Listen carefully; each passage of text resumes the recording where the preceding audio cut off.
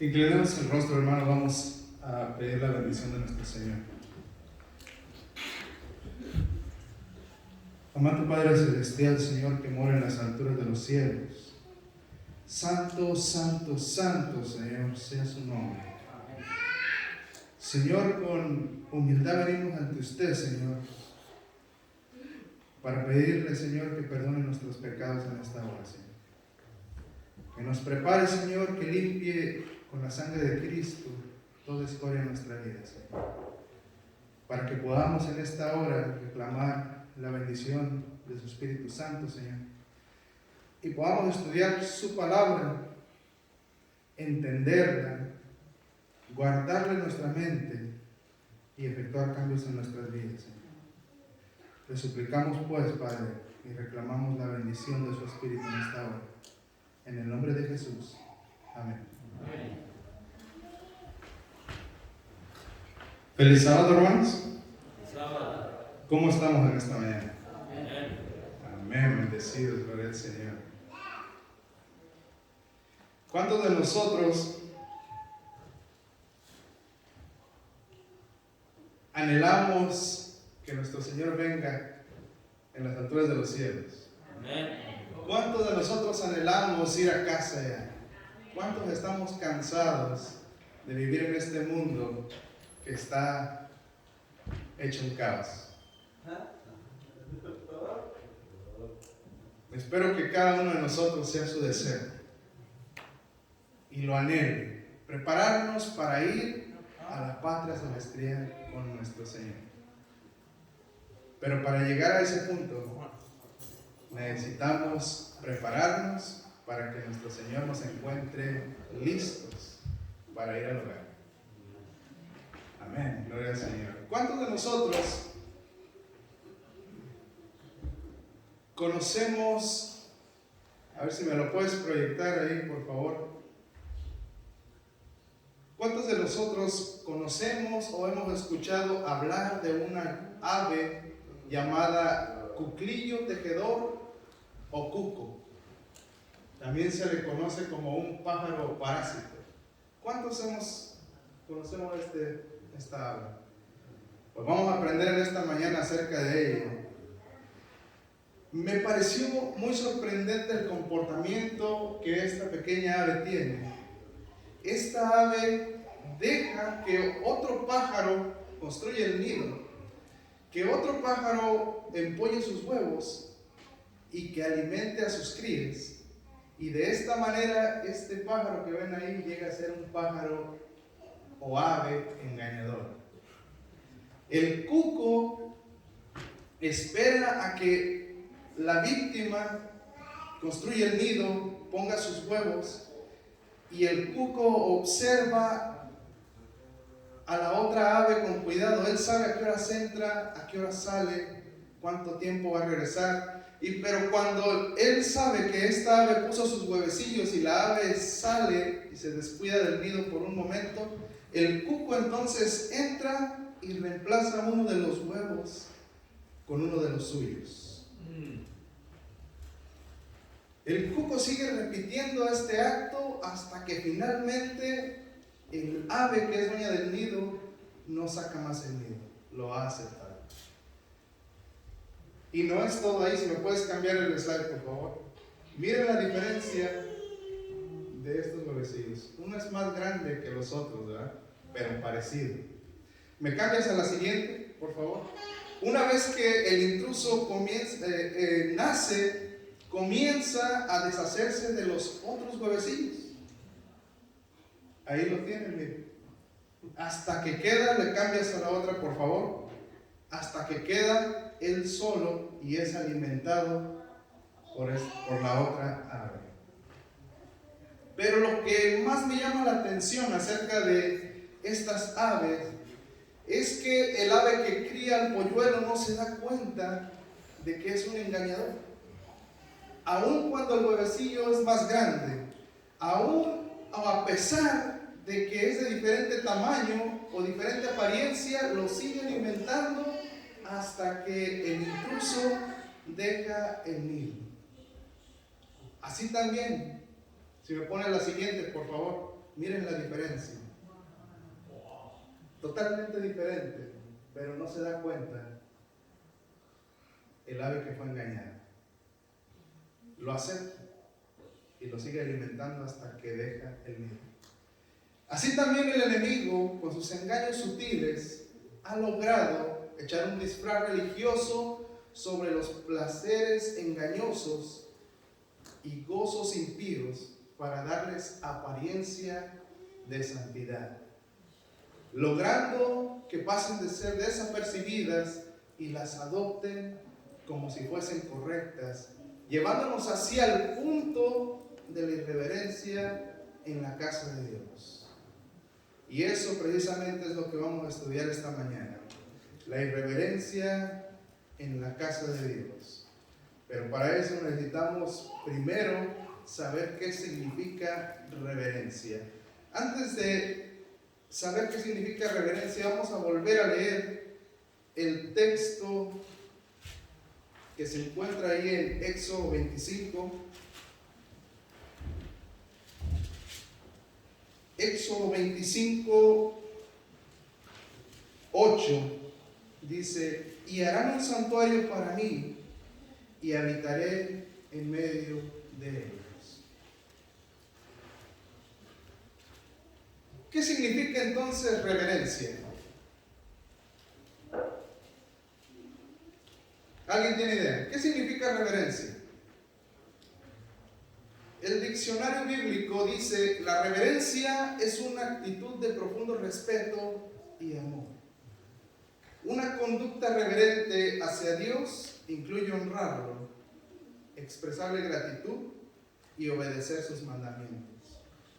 Y es que, hermano, desde el Antiguo Testamento hasta nuestros días, nuestro Dios, que es santo, pide reverencia en su santuario, morada o casa.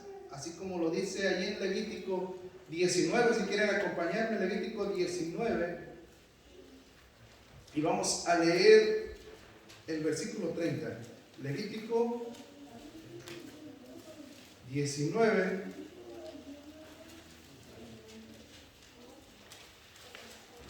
Y el versículo 30 dice: mis días de reposo guardaréis, y mi santuario tendréis en reverencia, yo Jehová. ¿Por qué debemos tener reverencia en el templo? Es la siguiente pregunta. Vamos al libro de Éxodo otra vez para volver a leer.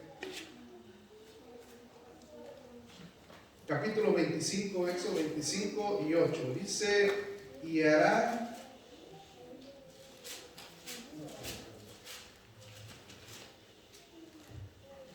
un santuario para mí y habitaré en medio de ellos. Debemos de tener reverencia en la casa de Dios porque Dios desea habitar en medio de su pueblo. Segunda de Samuel, capítulo 7. Segunda de Samuel 7, vamos a leer versículos 4 al 6. Dice ahí: aconteció aquella noche que vino palabra de Jehová a Natán diciendo: ve y di a mi siervo David, así ha dicho Jehová, tú me has de edificar casa en que yo more. Ciertamente no he habitado en casa desde el día en que saqué a los hijos de Israel de Egipto hasta hoy, sino que he andado en tienda y en tabernáculo. Aquí volvemos a encontrar que Dios desea una casa donde Él pueda morar. Y en esa casa nosotros debemos de tener la debida reverencia ante su presencia. Isaías 56. Vamos a leer Isaías 56.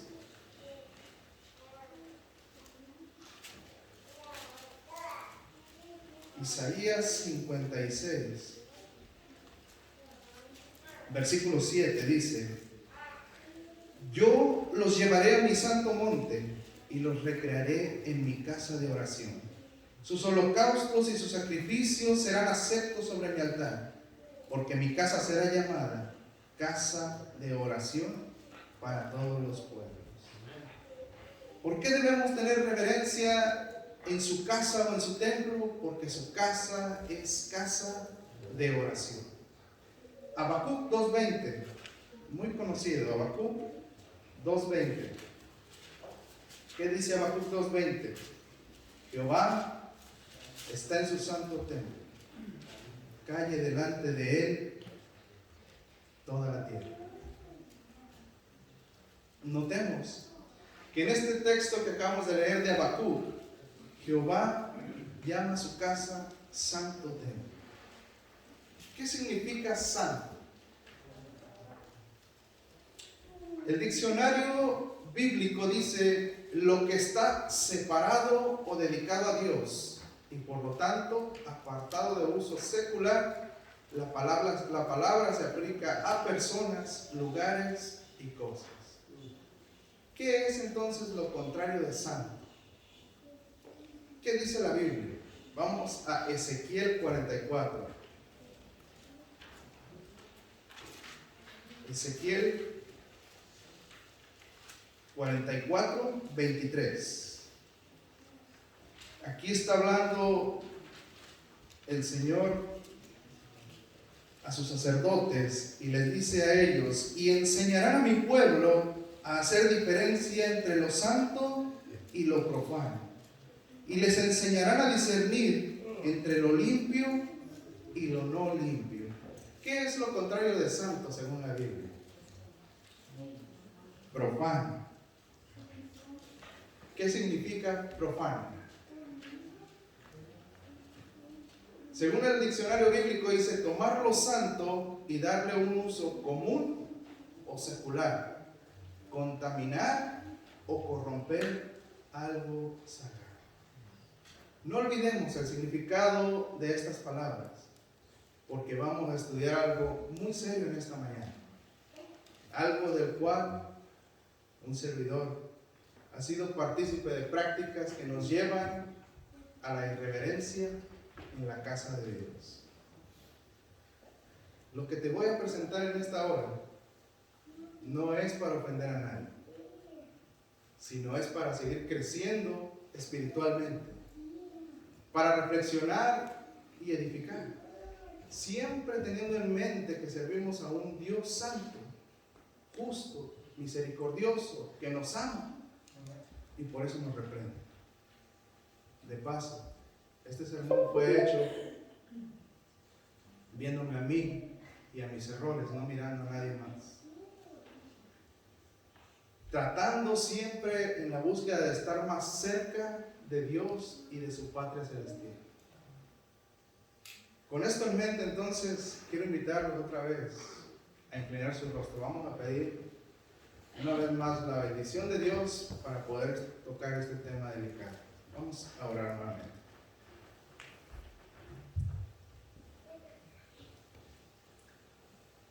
Padre nuestro, Señor, en esta hora, Señor, al tratar estos temas, Padre, que no deberían de ser, pero son delicados, le pedimos, Padre, que prepare nuestra mente, nuestro corazón, que podamos, Señor, hacer el yo a un lado y poder escuchar su voz y darnos cuenta que usted nos ama. Prepáranos con su Espíritu Santo en esta hora. Quite todo estorbo, Señor, de nuestra mente y permita que nuestros oídos estén agudos a escuchar su voz, Padre. Se lo pedimos en el nombre de Jesús. Amén. Muy bien. La pregunta que surge ahora es: ¿de qué manera nuestros actos y prácticas nos conducen o nos llevan a ser irreverentes en la casa de Dios? ¿Qué ejemplos podemos dar para poder ubicar lo que hacemos que es irreverente en la casa de Dios? Toda clase de ventas y eventos que se hacen para recaudar fondos, como por ejemplo las ventas de comida, torneos de fútbol, ventas de yarda, rifas, solo por mencionar algunos. ¿Por qué tenemos entonces que recurrir a estas prácticas para recaudar fondos? Volvamos a Éxodo 25. Éxodo 25 y vamos a leer ahora desde el versículo número 1.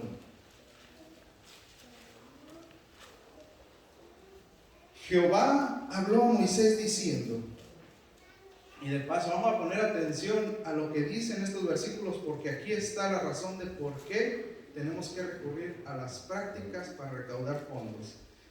Dice la palabra del Señor: Jehová habló a Moisés diciendo, di a los hijos de Israel que tomen para mí ofrenda, de todo varón que la diere de su voluntad, de corazón tomaréis mi ofrenda. Esta es la ofrenda que tomaréis de ellos: oro, plata, cobre, azul, púrpura, carmesí, lino fino, pelo de cabras, pieles de carneros teñidas de rojo, pieles de tejones, madera de acacia, aceite para el alumbrado, especias para el aceite de la unción y para el incienso aromático, piedras de onice, piedras de engaste para el efod y para el pectoral. Y harán un santuario para mí y habitaré en medio de ellos, conforme a todo lo que yo muestre, el diseño del tabernáculo y el diseño de todos sus utensilios, así lo haréis. ¿Pudieron encontrar cuál es el motivo de por qué recurrimos a estas prácticas o eventos para recaudar fondos? ¿Lo pudieron ver?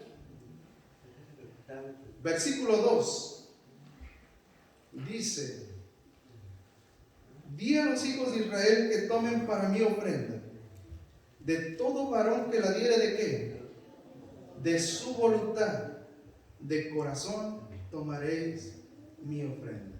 Solo los que tomase, que solo mandó que se tomase la ofrenda de aquellos que diesen de corazón y voluntariamente. De aquellos que no se detuvieran a pensar cuánto es lo que iban a dar, o a detenerse primero a ver si puedo o no puedo, y que lo dieran de todo corazón. Hermanos, se ha perdido hoy en día casi por completo en nuestros tiempos. La dadivosidad de todo corazón y espontánea se ha ido desapareciendo, se ha ido esfumando de nuestra vida como cristianos. En nuestros tiempos nos estamos acostumbrando siempre a recibir algo a cambio de lo que damos. Por esta razón, nosotros tenemos que recurrir a estos eventos y profanar así la casa de Dios. Voy a pedirle ahora que se me pueda poner la primera cita para que podamos leer juntos. Este se encuentra en el Ministerio de la Bondad, página 305.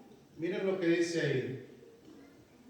El plan de Moisés en el desierto para obtener recursos tuvo gran éxito. No fue necesaria la compulsión. Moisés no hizo un gran festín. Él no invitó al pueblo a escenas de diversión, baile, regocijo general. Tampoco instituyó rifas o cualquier cosa de orden profano para obtener los recursos para levantar el tabernáculo de Dios en el desierto. Dios ordenó a Moisés que invitase a los hijos de Israel a traer sus ofrendas. Fue autorizado a aceptar dádivas de todo hombre que diera espontáneamente y de corazón. Estas ofrendas liberales llegaron en tal abundancia que Moisés proclamó que era suficiente. Ellos debieron suspender sus ofrendas porque había dado abundantemente mucho más de lo que podía usar. Qué hermoso es ver esta escena, que los hijos de Dios traen ofrendas tan abundantemente que Moisés tuvo que proclamar que ya era suficiente. Si nosotros hoy en día, o entre nosotros existiera este espíritu de dadivosidad, nuestras iglesias no pasarían por lo que pasamos en estos tiempos. La siguiente cita se encuentra ahí en el mismo libro, Ministerio de la Bondad, página 303, si me la puedes cambiar por favor. Dice ahí: vemos a las iglesias de nuestro tiempo propiciando festines, glotonería y disipación en comidas, ferias, danzas y festivales para lograr el propósito de recolectar fondos para la tesorería de la iglesia. Este es un método inventado por mentes carnales para conseguir fondos sin ningún sacrificio. Qué delicado es todo esto. Muy, muy delicado. La siguiente cita que voy a leer se encuentra en Jueces de los Testimonios, tomo 3, página 328. Me dice: cuando se necesita dinero para fines religiosos, ¿a qué medios recurren muchas iglesias para obtenerlo? A ventas, banquetes, a rifas y cosas parecidas. A menudo los lugares consagrados al servicio divino son profanados por festines en que se vende, se bebe, se compra y donde la gente se divierte. De este modo desaparecen los jóvenes el respeto por la casa de Dios y su culto. Disminuye el dominio propio, el egoísmo, el apetito, el amor por la ostentación son estimulados y se fortifican con la práctica. Estas, parte de abajo, son las consecuencias que nosotros atraemos a nosotros mismos cuando recurrimos a estos medios. Es lo que dice la sierva de Dios. Pero ahora viene el pero aquí. Con lo que hemos leído hasta ahora, no es aún lo peor. Es que el hacer estas prácticas o hacer estos eventos en la casa de Dios no solamente nos llevan a profanar el templo de Dios, sino hay algo más. Vamos al Evangelio de San Mateo 21. Mateo capítulo 21, y vamos a leer versículos 12 y 13. Dice ahí: entró Jesús en el templo de Dios y echó fuera a todos los que vendían y compraban en el templo, y volcó las mesas de los cambistas y las sillas de los que vendían palomas, y les dijo: escrito está, mi casa, casa de oración será llamada, mas vosotros la habéis hecho cueva de ladrones. Pero me gusta más cómo lo dice el Evangelio según San Juan. Vamos a ir a San Juan capítulo 2. San Juan capítulo 2, y vamos a leer del 13 al 16. Estaba cerca la Pascua de los judíos, y subió Jesús a Jerusalén, y halló en el templo a los que vendían bueyes, ovejas y palomas, y los cambistas ahí sentados, y haciendo un azote de cuerdas, echó fuera del templo a todos, y las ovejas y los bueyes, y esparció las monedas de los cambistas, y volcó las mesas, y dijo a los que vendían palomas: quitad de aquí esto, y no hagáis de la casa de mi padre casa de mercado.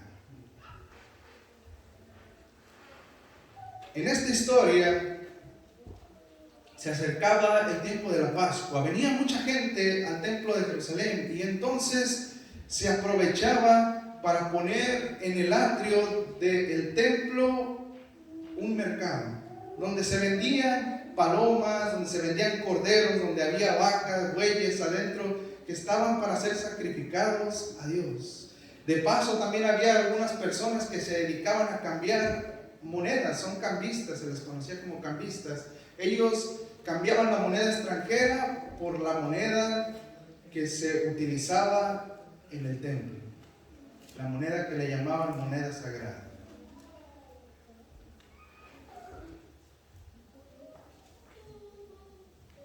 La pregunta es,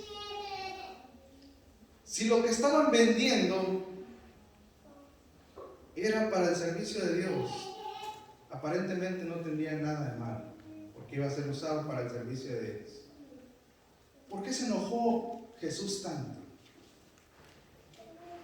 ¿Cómo es que Jesús, nuestro Salvador, el Dios de amor, el Dios que no regaña, el Dios que se nos ha presentado, el Jesús que ama, que no reprende, en esta escena lo encontramos que toma hasta un hato de cuerdas y comienza a sacar a los que estaban vendiendo de su casa?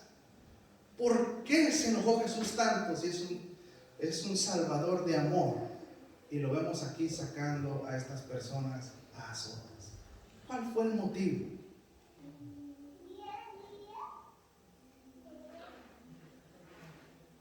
La siguiente cita, Jesús se enojó tanto porque es tan peligroso hacer ventas en la casa de Dios, por esto que vamos a leer. Review en Herald del 8 de diciembre de 1896. Todos estos medios para traer dinero dentro de su tesorería son una, ¿qué dice ahí? Abominación para él. Es una devoción espuria la que incita a tales proyectos. Oh, cuánta ceguera, cuánta infatuación descansa sobre muchos que proclaman ser cristianos.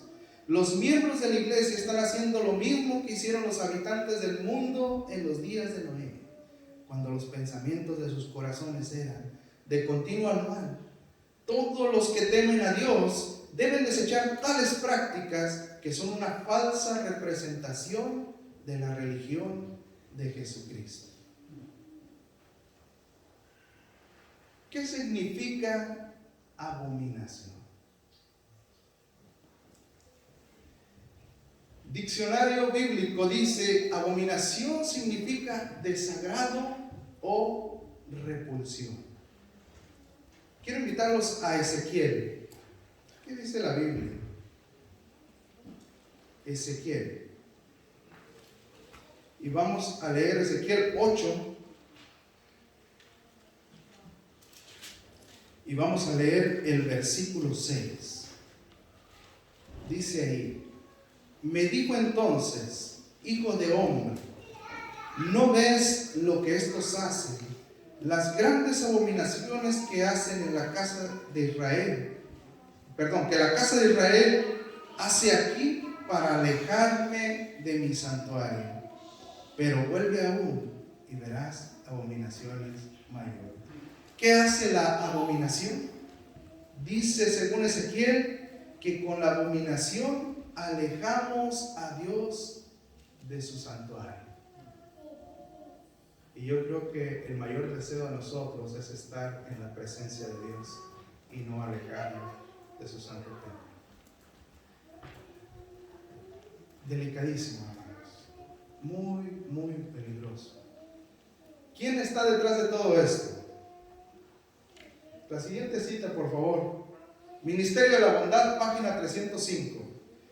En reuniones que se dicen ser cristianas, Satanás echa un disfraz religioso sobre los placeres engañosos y gozos impíos para darles la apariencia de la santidad. Y las conciencias de muchos están tranquilas, porque los recursos obtenidos serán empleados para sufragar los gastos de la iglesia. Los hombres rehúsan dar por amor a Dios, pero por amor al placer y a la indulgencia del apetito, por consideraciones egoístas, ellos colaboran con su dinero. Es porque no hay poder en las lecciones de Cristo sobre la benevolencia y en su ejemplo y en la gracia de Dios sobre el corazón para guiar a los hombres a glorificar a Dios con sus bienes, por lo que se debe recurrir a estos medios para sostener la iglesia. El daño inferido en la salud física y mental y moral con estas escenas de diversión y glotonería no es pequeño. El día del ajuste final de cuentas mostrará almas perdidas a causa de estas escenas de algaraza y locura. Ministerio de la Bondad, página 305.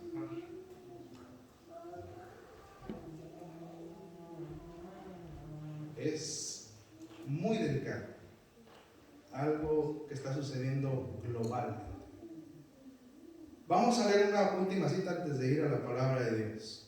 De Review and Herald del 21 de noviembre de 1878 dice, como recomendación hacia nosotros, la hermana White dice: mantengámonos limpios de todas estas corrupciones, disipaciones y festivales que pueden entrar en la iglesia, con su influencia desmoralizadora sobre jóvenes y adultos. No es correcto que echemos sobre ellos el manto de la santidad, porque los recursos son para ser usados en los propósitos de la iglesia. Tales ofrendas son imperfectas y están contaminadas, y llevan en sí la maldición de Dios. Ellas son el precio de las almas. El púlpito puede defender festivales, bailes, rifas, ferias y deleites voluptuosos para obtener recursos para los propósitos de la iglesia, pero no debemos participar en ninguna manera de estas cosas, porque si lo hacemos, el desagrado de Dios vendrá sobre nosotros.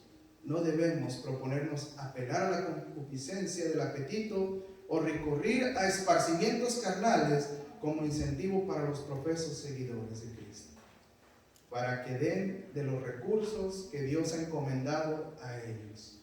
Si ellos no dan voluntariamente por el amor de Cristo, la ofrenda no será aceptable a Dios en ninguna manera.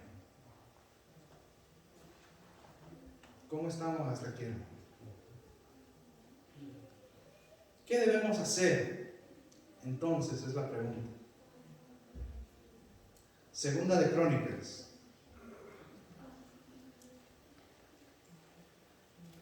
Segunda de Crónicas 29, versículo 5.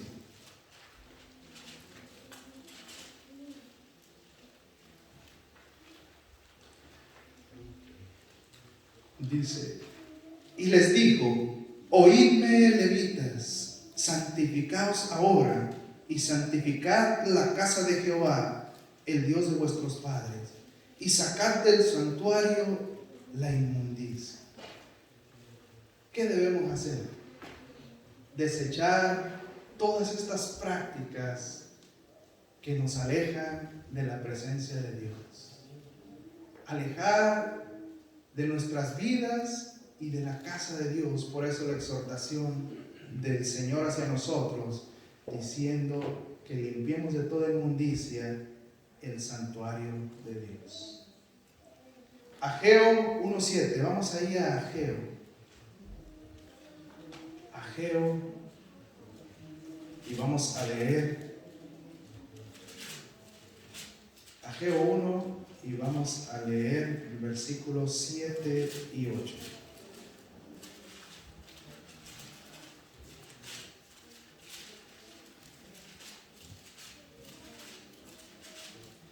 Dice la palabra de Dios: así ha dicho Jehová de los ejércitos: meditad sobre vuestros caminos, subid al monte y traed madera y reedificad la casa, y pondré en ella mi voluntad y seré glorificado, ha dicho Jehová. Nos invita la palabra de Dios a escudriñar nuestras vidas y reedificar esos pilares de la fe que Dios ha puesto. ¿Qué sucederá si hacemos caso al consejo del Señor? Libro de Isaías. Isaías 56. Y vamos a leer 7 y 8. Isaías 56, versos 7 y 8. Y yo los llevaré a mi santo monte y los recrearé en mi casa de oración. Sus holocaustos y sus sacrificios serán aceptos sobre mi altar, porque mi casa será llamada casa de oración para todos los pueblos. Dice Jehová el Señor, el que reúne a los dispersos de Israel, aún juntaré sobre él a sus congregaciones. ¿Qué sucederá si hacemos caso? Dice: yo los llevaré a mi santo monte y los recrearé en mi casa de oración. Aceptaré sus holocaustos y sus ofrendas sobre mi altar, porque mi casa será llamada casa de oración. Isaías 57, ahora, Y vamos a leer del 14 al 19. Y dirá: allanad, allanad, barrer el camino, quitad los tropiezos del camino de mi pueblo, porque así dijo el alto y sublime, el que habita en la eternidad y cuyo nombre es santo. Yo habito en la altura y en la santidad, y con el quebrantado y humilde de espíritu, para hacer vivir el espíritu de los humildes y para vivificar el corazón de los quebrantados. Porque no contenderé para siempre, ni para siempre me enojaré, pues decaerá ante mí el espíritu y las almas que yo he creado. Por la iniquidad de su codicia me enojé y le herí, escondí mi rostro y me indigné, y él siguió rebelde por el camino de su corazón. He visto sus caminos, pero le sanaré y le pastorearé, y le daré consuelo a él y en sus enlutados. Produciré fruto de labios, paz, paz al que está lejos y al cercano, dijo Jehová, y lo sanaré. El Señor, dirigiéndose aquí primeramente a los que tomamos el púlpito, nos exhorta a alertar al pueblo de estas cosas, para que entonces todos podamos tener la oportunidad de meditar en nuestros actos y poder llegar a un arrepentimiento, y entonces el Señor pueda decir o darnos consuelo, que nos sane y nos pastoree. Eso es lo que siempre ha querido el Señor al querer tener su santuario para que Él more en medio de su pueblo. Él siempre ha querido estar cerca de ti y de mí. Yo sé que tu deseo también es estar cerca de Dios, pero hay cosas que nos evitan y nos impiden estar en su presencia, al punto de que llegamos como en la abominación, a decirle directamente a Dios con nuestras prácticas: no te quiero aquí. Yo sé que eso tu palabra dice, pero yo estoy a gusto así. Además, esto me funciona. Y desechamos su palabra, hacemos nuestra voluntad y automáticamente le estamos diciendo al Señor: no te quiero cerca. Te amo, pero de lejecitos. Déjame seguir con mi vida como yo estoy. Tengo 16 años que conozco el mensaje adventista y llevo el mismo tiempo escuchando que estos temas no se deben de dar desde el púlpito porque el pueblo no está preparado. Y me pregunto entonces, si Cristo ya está a las puertas, ¿cuándo entonces es el tiempo de predicar acerca de estas cosas? ¿Cuándo es el tiempo de prepararnos para ir a casa? Todo aquel que ha tomado el púlpito, hermanos, para hablar de estas cosas, y voy a hablar de mis hermanos en Cristo que son estudiados, que son doctores en la palabra de Dios, que son estudiados, teólogos, que se les ha prohibido hablar de estos temas en los púlpitos de nuestras iglesias adventistas. Y te digo esto porque yo creo fielmente que cada persona que se para aquí en este púlpito ha sido llamada por Dios. Y yo creo que Dios me ha llamado para predicar su evangelio. Y por eso no estoy exento a que algún día se me diga: no prediques más, no tienes el púlpito. A ser censurado igual que nuestros otros hermanos, de hablar la verdad y alertar al pueblo, a preparar a un pueblo para que reciba al Señor en las alturas de los cielos. Y preferimos estar oyendo mensajes que no nos exhortan a un cambio en nuestra vida y nos permiten hacer todas estas cosas que hemos leído, que no son buenas ante los ojos del Señor. Pero estas son verdades, hermanos, que se tienen que hablar en el tiempo del fin. Dios nos ha llamado para servirle. Y como atalaya de Dios, yo solo estoy obedeciendo a Dios, alertando al pueblo de los engaños de Satanás. Por eso les he traído este tema tan delicado. Y faltan 4 más que voy a exponer en mis próximas oportunidades de tener el culto. Hermanos amados, quiero terminar dándote unas palabras más, solamente lo voy a dar. Espero que este estudio, hermanos, haya sido de bendición. Yo sé que son temas muy duros, hablar de reverencia en la casa de Dios. Quizás no lo sabías o no los habías oído nunca. Quizás no los habías leído. Quizás esperabas que alguien te lo dijera. Y yo sé que lo que hacías, lo hacías con mucho amor, con mucho fervor, pensando que estaba haciendo lo correcto. Yo así lo estaba haciendo. Yo hacía todas las cosas que hacía porque yo pensaba que eran correctas.